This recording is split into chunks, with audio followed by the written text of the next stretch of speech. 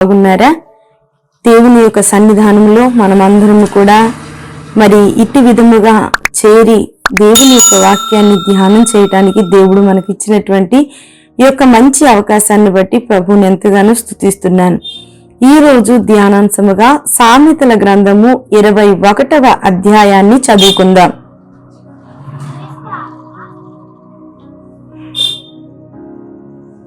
యెహోవా చేతిలో రాజు హృదయము నీటి కాలువల వలె నున్నది. ఆయన తన చిత్తవృత్తి చొప్పున దాని త్రిప్పును. ఒకడు తన కేర్పర్చుకొనిన మార్గము ఎట్టిదైనను తన దృష్టికది న్యాయముగానే అగపడును. యెహోవాయే హృదయములను పరిశీలన చేయువాడు. నీతి న్యాయములను అనుసరించి నడుచుకొనుట బలుల అర్పించుట కంటే యెహోవాకు ఇష్టము. అహంకార దృష్టియు గర్వ హృదయమును భక్తిహీనుల క్షేమమును పాపయుక్తములు. శ్రద్ధ గలవారి యోచనలు లాభకరములు. తాలిమి లేక పనిచేయు వానికి నష్టమే ప్రాప్తించును. అబద్ధములాడి ధనము సంపాదించుకొనుట ఊపిరితో సాటి. దానిని కోరువారు మరణమును కోరుకొందురు. భక్తిహీనులు న్యాయము చేయనొల్లరు. వారు చేయు బలాత్కారము వారిని కొట్టుకొని పోవును. దోష భరితుని మార్గము మిక్కిలి వంకర మార్గము. పవిత్రుల కార్యము యథార్థము. గయాలితో పెద్ద ఇంట నుండుట కంటే మిద్దె మీద నొక మూలను నివసించుట మేలు. భక్తిహీనుని మనస్సు కీడు చేయగోరును. వాడు తన పొరుగువానికైనను దయతలచడు. అపహాసకుడు దండింపబడుట చూచి జ్ఞానము లేనివాడు జ్ఞానము పొందును. జ్ఞానము గలవాడు ఉపదేశము వలన తెలివినందును. నీతిమంతుడైన వాడు భక్తిహీనుని ఇల్లు ఏమైనది కనిపెట్టును. భక్తిహీనులను ఆయన నాశనములో కూల్చును. దరిద్రుల మొర్ర వినక చెవి మూసుకొనివాడు తాను మొర్రపెట్టునప్పుడు అంగీకరింపబడడు. చాటున ఇచ్చిన బహుమానము కోపమును చల్లార్చును. వడిలో నుంచబడిన కానుక మహాక్రోధము శాంతిపరచును.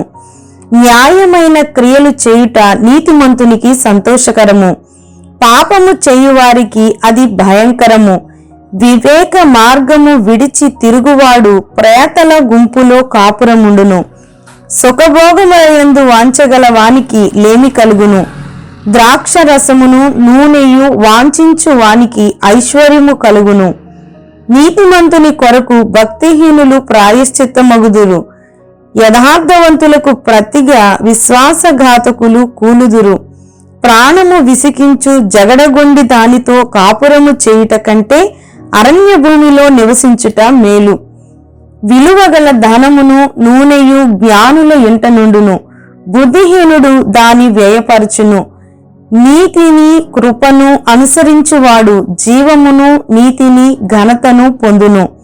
జ్ఞాని అయిన ఒకడు పరాక్రమశాలుల పట్టణ ప్రాకారమెక్కును. అట్టివాడు దానికి ఆశ్రయమైన కోటను పడగొట్టును. నోటిని నాలుకను భద్రము చేసుకొనువాడు శ్రమల నుండి తన ప్రాణమును కాపాడుకొనును. అహంకారి అయిన గర్విష్ఠునికి అపహాసకుడని పేరు.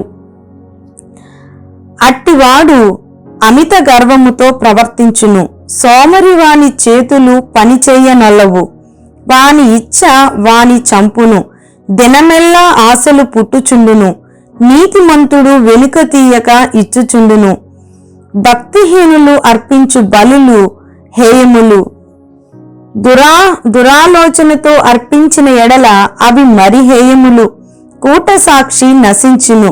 విని మాటలాడువాడు సత్యము పలుకును. భక్తిహీనుడు తన ముఖమును మార్చుకొనును. యథార్థవంతుడు తన ప్రవర్తనను చక్కపరుచుకొనును. యెహోవాకు విరోధమైన జ్ఞానమైనను వివేచన అయినను ఆలోచన అయినను నిలువదు. యుద్ధ దినమునకు గుర్రములను ఆయుత్తపరచుట కద్దు, కాని రక్షణ యెహోవా ఆధీనము. యెహోవా చేతిలో రాజు హృదయము నీటి కాలువల వలె నున్నది. ఆయన తన చిత్త వృత్తి చొప్పున దాని త్రిప్పును అని రాయబడి ఉంది. ఆనాటి రాజులు కానీ ఈనాటి రాజులు కానీ ఎవరైనప్పటికీ కూడా వారి హృదయాలు దేవుని చేతిలో ఉన్నాయి, నీటి కాలువల వలె ఉన్నాయి అని దేవుని యొక్క వాక్యము తెలియచేస్తుంది. వారు ఏది చెయ్యాలి అన్నా దేవుడు తన చిత్తానుసారముగా వారితో ఆ పనులను ఆయన జరిగిస్తారు. వారి యొక్క హృదయాన్ని తిప్పుతాడు దేవుడే అని ఈ వచనం మనకి తెలియచేస్తుంది. రెండవ వచనాన్ని మనం చూసినట్లయితే, ఒకడు తనకేర్పరచుకునిన మార్గము ఎట్టిదైనను తన దృష్టికది న్యాయముగానే అగపడును. యెహోవాయే హృదయములను పరిశీలన చేయువాడు. ఎవరు నడుచుచున్న మార్గము, ఎవరు తీర్చిన తీర్పు వారి దృష్టికి న్యాయముగా కనబడుతుంది. నిజమైన న్యాయాన్ని ఏ మనిషి కూడా జరిగించలేడు. కేవలము న్యాయకర్త అయిన దేవుడు మాత్రమే సరి అయినటువంటి తీర్పును తీర్చగలడు. మనము ఏనాడు కూడా మనము నడుచుచున్న మార్గము చాలా సరి అయినది అని ఎప్పుడూ అనుకోకూడదు. ఎందుకంటే మన హృదయాలను సమస్తమును పరిశీలన చేస్తున్న దేవుని దృష్టికి మనము అనుకూలముగా ఉండాలి, న్యాయబద్ధముగా ఉండాలి. దేవుడు మన హృదయాలను చూస్తున్నాడు అనే విషయాన్ని ఎప్పుడు కూడా మర్చిపోవద్దు. 3వ వచనం, నీతి న్యాయములను అనుసరించి నడుచుకొనుట బలులనర్పించుట కంటే యెహోవాకు ఇష్టము. నీతిగా నడవకుండా, న్యాయముగా నడవకుండా ఎన్ని బలులను అర్పించినప్పటికీ కూడా దేవుడు దానిని ఏమాత్రము కూడా ఇష్టపడడు. ఈ కాలంలో చూసినట్లయితే విశ్వాసము లేకుండా, దేవుని మీద నమ్మకం లేకుండా మనము ఎన్ని ఆరాధనలలో పాలు పొందినా, మరి ఎన్ని ఉపవాస కూడికలలో పాలు పొందినా, ఎంత వాక్యాన్ని ఆలకించినా అది అంతా కూడా సున్నా. అలాగునే 4వ వచనం, అహంకార దృష్టియు గర్వ హృదయమును భక్తిహీనుల క్షేమమును పాపయుక్తములు. అహంకార దృష్టి, గర్వ హృదయము అంత మాత్రమే కాదు, భక్తిహీనుడు క్షేమముగా ఉండటం కూడా పాపమే, పాపయుక్తములు. 5వ వచనం, శ్రద్ధ గల వారి యోచనలు లాభకరములు, తాలిమి లేక పనిచేయు వారికి నష్టమే ప్రాప్తించును. తాలిమి లేక అంటే ఆ తొందరపాటుతనము, ముందు ఏం జరుగుతుంది అని ఆలోచించకుండా మరి పనులను మొదలు పెట్టినటువంటి వారు ఎవరైతే ఉన్నారో వారికి నష్టమే కలుగుతుంది. దేవుని యొక్క సహాయం కావాలి, దాని మీద కొంత జ్ఞానము కావాలి, ఆలోచించాలి. ఆలోచన ప్రకారముగా మన యొక్క ప్రయత్నాలను మనము మొర్రపెట్టినప్పుడు అది మనకు లాభదాయకంగా ఉంటుంది. తాలిమి లేకుండా అంటే ఆలోచన లేకుండా తొందరపడి ఏ పని చేసినా అది నష్టాన్నే కలుగు చేస్తుంది. 6వ వచనం, అబద్ధములాడి ధనము సంపాదించుకొనుట ఊపిరితో సాటి, దానిని కోరువారు మరణమును కోరుకొందురు. ధనముతో దేనిని మనం సంపాదించలేమండి. ముఖ్యంగా ధనముతో మనము నిత్య మరణాన్ని తప్పించుకొన జాలము. మరి ఊపిరితో సాటి అంటే ఒక పొగ లాంటిది, అంతలోనే ఆవిరైపోతుంది. ధనముతో మనం ఏది సంపాదించినా అది వ్యర్థము, నిత్య జీవాన్ని మనము కొనలేము. 9వ వచనం, గయాలితో పెద్ద ఇంట నుండుట కంటే మిద్దె మీదనొక మూలను నివసించుట మేలు. ఇక్కడ గయాలి అనేటువంటి భార్యతో ఇంట్లో ఉండలేరు. ఎందుకంటే ఆ గయాలి అనే భార్య కొరకు, మరి ఎప్పుడూ పోరు పెట్టేటువంటి భార్య కొరకు, మరి సరైన జ్ఞానము లేనటువంటి భార్య కొరకు చాలా వచనాలు సామెతల గ్రంథంలో రాయబడి ఉన్నాయి. మరి దేవుని యొక్క వాక్యం సెలవిస్తుంది, అలాంటి స్త్రీతో, భార్యతో పెద్ద ఇంటిలో ఉండే కంటే మిద్దె మీద ఒక మూలను నివసించుట మేలు, మనశ్శాంతి దొరుకుతుంది అని ఇక్కడ తెలియచేస్తూ ఉంది. మరి మంచి భార్య దొరకటం అదృష్టం కదా, అది దేవుడు అనుగ్రహించినటువంటి దీవెనే కదా. 10వ వచనం, భక్తిహీనుని మనస్సు కీడు చేయగోరును, వాడు తన పొరుగువానికైనను దయతలచెడు. భక్తిహీనుని యొక్క మనస్సు ఎప్పుడు కీడునే ఆలోచిస్తుంది, పొరుగు వారికి మేలు చేయాలని కానీ, దయను చూపించాలని కానీ ఎంత మాత్రం కూడా కోరుకోదు. 11వ వచనం, అపహాసకుడు దండింపబడుట చూచి జ్ఞానము లేనివాడు జ్ఞానము నొందును, జ్ఞానము గలవాడు ఉపదేశము వలన తెలివి నొందును. అపహాసకులు మనకు అందించేటువంటి ఒక సందేశం, వారు నీతిమంతులకు, జ్ఞానము కలిగిన వారికి ఏం మేలు చేస్తారు అంటే అపహాసకులను చూచినప్పుడు వారిలాగా మనము బ్రతకకూడదు అనేటువంటి ఒక్క సందేశం తప్ప అపహాసకుని వల్ల ఉపయోగం కూడా ఉండదు. అన్నిటికీ అందరినీ అపహసిస్తూ నవ్వుతూ నవ్విస్తూ మరి హేళన చేస్తూ ఉన్నటువంటి ఆ వ్యక్తులు తమ ఇంటికి వెళ్ళిన తర్వాత వారిలో వారి నవ్వినటువంటి ఆనందం, సంతోషం ఉంటుందా? ఉండనే ఉండదు. వారి ఇంటికి వెళ్ళిన తర్వాత వారు ఏడుస్తూనే ఉంటారు. హాస్యం చేత అందరిని నవ్వించి మరి ఉన్నటువంటి వ్యక్తులు వారి హృదయాల్లో నిజమైన సంతోషము, ఆనందము ఏమాత్రము కూడా ఉండనే ఉండదు. 13వ వచనం, దరిద్రుల మొర్ర వినక చెవి మూసుకొనువాడు తాను మొర్ర పెట్టునప్పుడు అంగీకరింపబడడు. దరిద్రులకు ఎవరైతే మరి సహాయం చేస్తారో, అవసరతలో ఉన్న వారి కొరకు, పేదవారి కొరకు ఎవరైనా ఏదైనా అడిగినప్పుడు వారికి సహాయం చేస్తారో, చేతనైనది మరి చేస్తారో, మరి అటువంటి వారు దేవునికి ఇష్టలు. వారు మొర్రపెట్టినప్పుడు, వారు దేవునికి మొర్రపెట్టినప్పుడు తప్పకుండా వారికి దేవుడు ప్రత్యుపకారం చేస్తాడు. మరి ఈ బీదలను కనుకరించేవాడు, బీదలకు సహాయం చేసేవాడు యెహోవాకు అప్పిచ్చువాడని దేవుని యొక్క వాక్యమే సెలవిస్తుంది. బీదలను ప్రేమించటం, పేదవారికి సహాయం చేయటం, ఈ యొక్క కార్యక్రమాలన్నీ కూడా దేవునికి బహు ఇష్టమైనవి. ఎప్పుడైతే అలా సహాయం చేసేవారు ఏదైనా అవసరతతో దేవుని సన్నిధిలో మొర్ర పెడతారో, దేవుని అడుగుతారో, తప్పకుండా దేవుడు వారికి అది అనుగ్రహిస్తాడు. 14వ వచనం, చాటున ఇచ్చిన బహుమానము కోపమును చల్లార్చును, ఒడిలో నుంచబడిన కానుక మహాక్రోధమును శాంతిపరచును. ఇక్కడ ఒడిలో ఉంచబడిన లేకపోతే చాటున ఇచ్చినటువంటి కానుక, అది వాస్తవానికి కానుక కాదు, లంచము. మరి ఆ లంచాన్ని ఇచ్చి చాలా పనులను మనము చేయిస్తూ ఉంటాము. నేను ఒక్క మాట చెప్తాను, దేవుని యొక్క వాక్యానుసారముగా లంచము ఇచ్చిన వారు నేరస్తులే, తీసుకున్నటువంటి వారు కూడా నేరస్తులే. దేవుడు ఆ పద్ధతిని ఏమాత్రము కూడా మరి సపోర్ట్ చేయడండి. దేవునికి అది వ్యతిరేకమైనటువంటి పద్ధతి. 15వ వచనం, న్యాయమైన క్రియలు చేయుట నీతిమంతునికి సంతోషకరము, పాపము చేయువారికి అది భయంకరము. న్యాయంగా నడుచుకోవటం, న్యాయమైన క్రియలు చేయటం వాస్తవానికి నీతిమంతులు ఎవరైతే ఉన్నారో వారి హృదయానికి చాలా సంతోషకరంగా అనిపిస్తూ ఉంటుంది. పాపము చేయి వారికి అది భయంకరము. ఒకానొక దినాన న్యాయ తీర్పులోనికి మనము అందరము వెళతాము. వెళ్ళినప్పుడు పాపము చేసే వారికి దేవుడు వేసే శిక్ష బహు భయంకరమైనది అని ఈ వచనం మనకి తెలియచేస్తూ ఉంది. 17వ వచనం, సుఖభోగముల యందు వాంఛగలవానికి లేమి కలుగును, ద్రాక్ష రసమును నూనెయు వాంఛించు వానికి ఐశ్వర్యము కలుగును. సుఖభోగముల యందు అత్యధికమైనటువంటి వాంఛ, ఎక్కువగా ఖర్చు చేస్తూ జలసా చేస్తూ మరి ఉన్నటువంటి వ్యక్తులు ఎవరైతే ఉన్నారో వారికి లేమే కలుగుతుంది, దరిద్రతే కలుగుతుంది. ఉన్న దాంట్లో సంతృప్తిగా బ్రతుకుతూ దేవుడు ఇచ్చిన దానిని ఆదా చేసుకుంటూ జాగ్రత్తగా బ్రతికేవారు ఎప్పుడూ ఐశ్వర్యవంతులుగానే ఉంటారు. కానీ సుఖభోగముల యందు ఎక్కువగా ఖర్చు పెడుతూ ప్రతి దినము కూడా అత్యధికమైన ధనాన్ని ఖర్చు పెడుతూ వారికి వారుగా ఇటువంటి వారు సుఖభోగముల యందు వాంచగలిగిన వారు దరిద్రుల యొక్క మొరను ఆలకించరండి, పేదవారికి సహాయం చేయరండి, ఏ నీతిమంతులు చేసే కార్యాలను కూడా వారు ఏమాత్రం కూడా చేయరండి.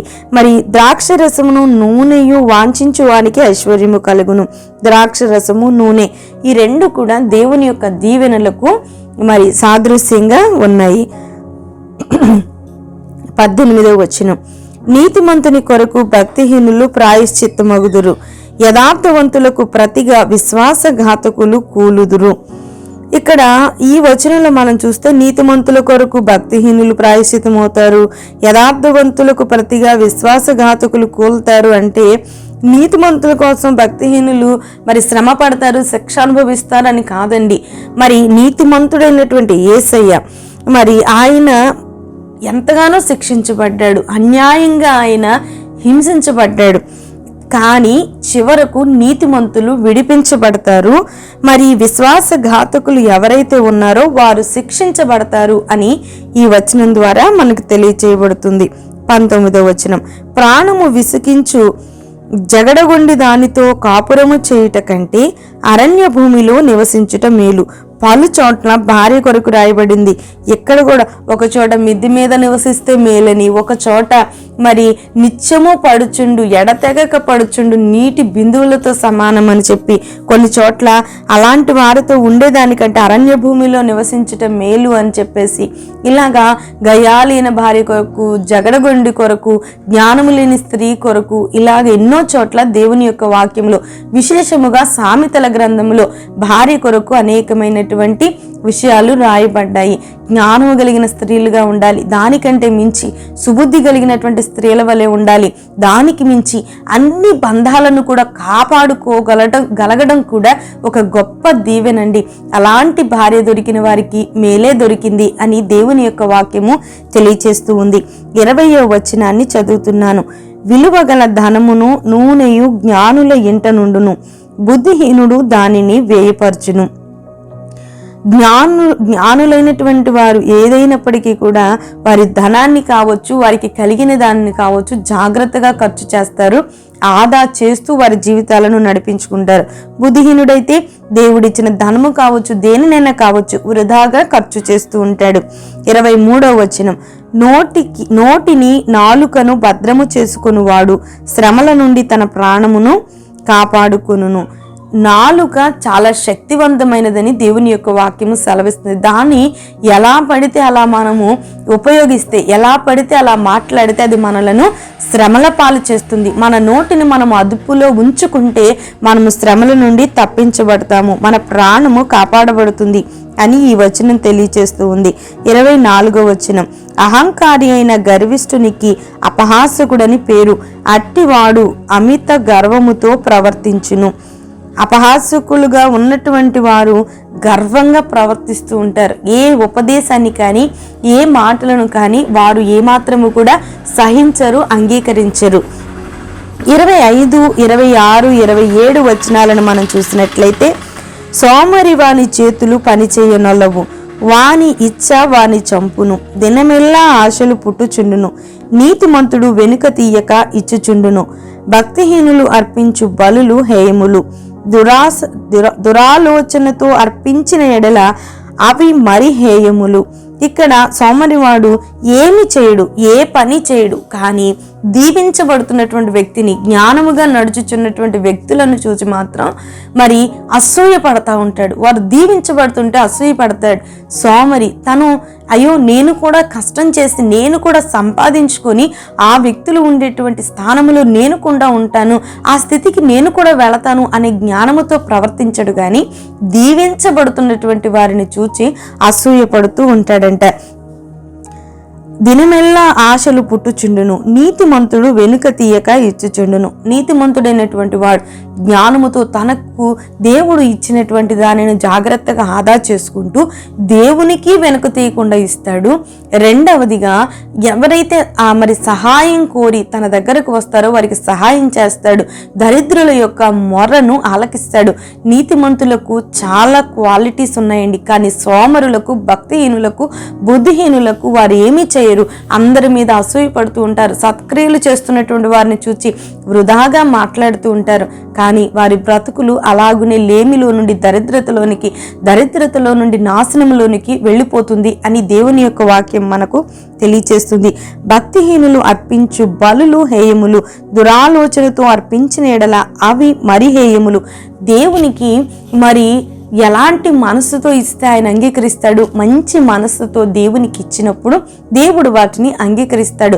భక్తిహీనతతో మరి దేవునికి అర్పించేటువంటి బలులు ఏవైతే ఉన్నాయో అవి దేవునికి హేయములంట. దేవుడు వాటిని స్వీకరించడు. ఒకవేళ నీ హృదయం స్వీకరించినట్లుగా అనిపించవచ్చు. నువ్వు ఇస్తున్నటువంటి వారు అబ్బా చాలా మీరు గ్రేట్ అండి అని మిమ్మల్ని పొగడొచ్చు, కానీ భక్తిహీనత అంటే నిజ హృదయంతో కాదు, ఎవరి దగ్గర ఘనతను పొందాలి అని దేవునికి ఇచ్చినట్లుగా నటిస్తూ ఉంటాం. అందరూ చూడాలని ఎవరికో సహాయం చేస్తూ ఉంటాం. అది భక్తిహీనత, బుద్ధిహీనత. దేవుడు దానిని ఏమాత్రం కూడా అంగీకరించడు. అది దేవునికి హేయము.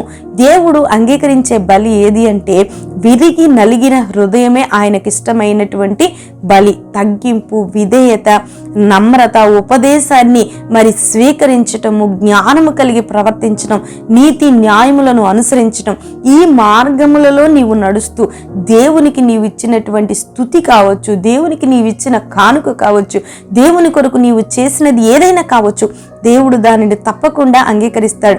భక్తిహీనుల యొక్క అర్పణలు దేవునికి మరిహేయములు అని రాయబడి ఉంది. 29వ వచనం, భక్తిహీనుడు తన ముఖమును మార్చుకొనును, యథార్థవంతుడు తన ప్రవర్తనను చక్కపరుచుకొనును. ముఖమును మార్చుకోవటం, భక్తి లేని వారు మాత్రమే ముఖాన్ని మార్చుకుంటారండి. భక్తి కలిగినటువంటి బిడ్డలు మంచి ఉపదేశాన్ని విన్నప్పుడు, ఏదైనా గద్దింపు మాట మన దగ్గరికి వచ్చినప్పుడు, పెద్దవారు కావచ్చు, సేవకులు కావచ్చు, దేవుని యొక్క వాక్యము కావచ్చు, గద్దింపుతో నీ దగ్గరకు వచ్చినప్పుడు ఆ బుద్ధిహీనులు, భక్తిహీనులు ఏం చేస్తారంటే వారి ముఖాన్ని మార్చుకుంటారు. కానీ నీతి కలిగిన వారు, జ్ఞానం కలిగిన వారు, మంచివారు, యథార్థవంతులు ఎవరైతే ఉన్నారో వారంట ఆ మాటలను విని వారి యొక్క ప్రవర్తనను చక్కపరుచుకుంటారు అని ఈ వచనం మనకు తెలియచేస్తుంది.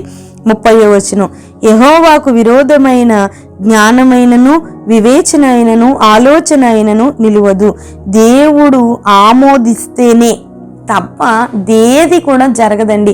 మన జ్ఞానము చొప్పున, మన వివేకము చొప్పున ఎన్నో చేయాలనుకుంటాం, కానీ అవన్నీ కూడా వృధా ప్రయాస. 30వ వచనాన్ని మనం చూసినట్లయితే, యుద్ధ దినమునకు 31వ వచనం, యుద్ధ దినమునకు గుర్రములను ఆయుధపరచుట కద్దు గాని రక్షణ యెహోవా ఆధీనము. యుద్ధ దినమునకు ఎక్కువ గుర్రాలను సమకూర్చి విజయం సంపాదించాలి అంటే ఎక్కువ గుర్రాలు కావాలి, మరి సైన్యం కావాలి. ఇవన్నీ సిద్ధపరుస్తారు యుద్ధ దినమున. ఎన్ని సిద్ధపరిచినా మరి ఆ గుర్రము విజయము సాధించాలి అన్నా అది దేవుని చిత్తము ఉంటే తప్ప ఏ యొక్క గుర్రము కావచ్చు, నీకు కలిగిన ఆయుధాలు కావచ్చు, అవి ఏమాత్రము కూడా విజయాన్ని సంపాదించవు అని దేవుని యొక్క ప్రార్థన చేసుకుందాం. స్తోత్రములు నాయన, కృపా సత్య సంపూర్ణుడా, నీ పరిశుద్ధమైన పాదములకు వందనాలు, స్తుతులు, స్తోత్రాలు నాయన. అయ్యా, ఈ యొక్క ఉదయకాల సమయంలో నీ మాటలను జ్ఞాపకం చేసుకోవటానికి నీవు మాకు ఇచ్చిన ఈ మంచి అవకాశాన్ని బట్టి నీకు వందనాలు, స్తోత్రాలు. ఈ మాటలలో ఉన్న సత్యాన్ని గ్రహించి ప్రభువా మేము మా జీవితాల్లో జ్ఞానముగా నడుచుకోవటానికి కృప చూపించండి. ఎందరైతే ఈ మాటలను చదివారో, ఎందరైతే ఈ మాటలను అంగీకరించారో, ఆలకించారో వారందరినీ దీవించండి ప్రభువా. వారి జీవితాలను నాయన ఆశీర్వాదకరంగా మార్చండి, వారి కుటుంబాలను కాపాడండి, వారి ఆపదలో వారిని ఆదుకొనండి నాయన. వారు మొర్రపెట్టినప్పుడు తప్పకుండా వారికి సహాయాన్ని పంపించండి నాయన. మా జీవితాలను నీ రాకడ కొరకు సిద్ధపరచండి ప్రభువా. లోకంలో నాయన ప్రభువా వెతుక్కుంటూ లోకము కొరకు బ్రతికేవారిగా కాక నిన్ను వెతుకుతూ నీలో బ్రతికేవారిగా మమ్మల్ని అందరినీ తయారు చేయమని, నీ రాకడ కొరకు మమ్మల్ని సిద్ధపరచమని అయ్యా మీరే మహిమయు ఘనతయు ప్రభావమును పొందమని యేసు పరిశుద్ధ నామమున అడుగుతున్నా.